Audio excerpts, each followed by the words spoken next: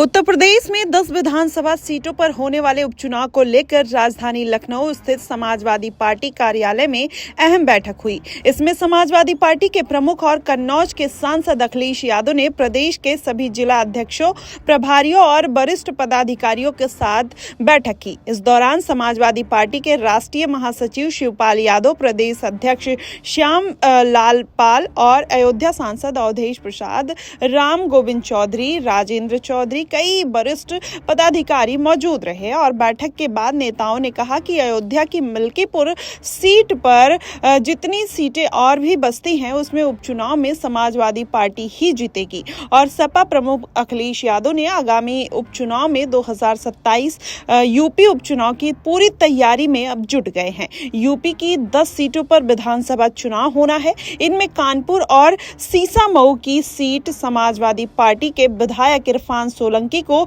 सजा सुनाए जाने के बाद खाली हुई है। इसके अलावा 9 सीटों के विधायकों के सांसद चुने जाने के बाद उपचुनाव हो रहा है। इनमें से 5 सीटें करहल, सीसामऊ और मिल्कीपुर, कटहरी और कुंदरकी अभी भी समाजवादी पार्टी के पास थी। इसके अलावा खैर, गाजियाबाद और फूलपुर सीट बीजेपी के पास तो मझवा निषाद पार्टी और मीरापुर रालोद के पास थी। अब ऐसे में देखना दिलचस्प होगा कि 2024 के लोकसभा चुनाव में यूपी की 80 लोकसभा सीटों पर ज्यादातर विधानसभा सीटों पर सपा और कांग्रेस गठबंधन ने जीत दर्ज की। और वहीं अगर देखा जाए तो जानकारी के हिसाब से समाजवादी पार्टी अवधेश प्रसाद के बेटे मिल्कीपुर सीट से उनको टिकट दे सकती है। वहीं कटहरी सीट से लालजी वर्मा की बेटी छाया वर्मा को भी टिकट देने की तैयारी हो रही है। समाजवादी पार्टी विधानसभा उपचुनाव को लेकर बड़े स्तर पर तैयारियों में जुटी हुई है। और वहीं सपा अध्यक्ष अखिलेश यादव की सीट करहल से तेज प्रताप को टिकट मिल सकता है।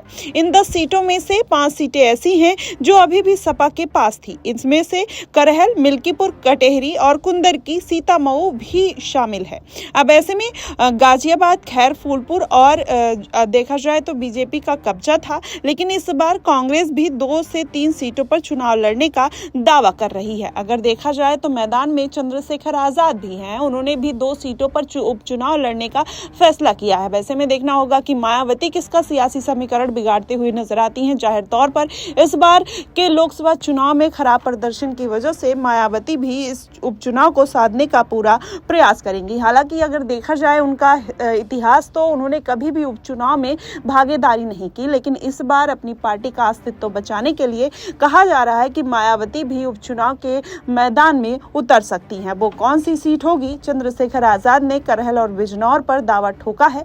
क्या मायावती अब चंद्रशेखर आजाद की ही सीट पर आमने सामने आएंगी या फिर और किसी सीटों पर अपने दलित वोटर्स को साधने का प्रयास करेंगी? क्योंकि चंद्रशेखर आजाद की वजह से मायावती के वोट बैंक में कहीं ना कहीं सेंधमारी देखने को मिल सकती है।